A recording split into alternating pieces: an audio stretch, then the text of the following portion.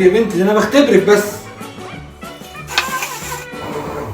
خلصت يا لولو، احلى مانجا بالنعناع ومن غير سكر. انت بتختبريني يا لولو؟ ما انا كنت عارف احطها في الاخر. لا ما انا عارف. انت واقف بتعمل ايه يا محمد؟ طلع الكوبايات يلا وحط المانجا. هو انا لازم كل حاجه اقولها لك؟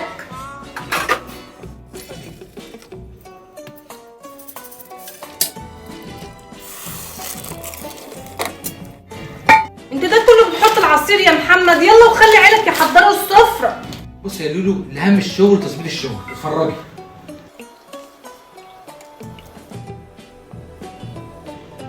ايه رايك؟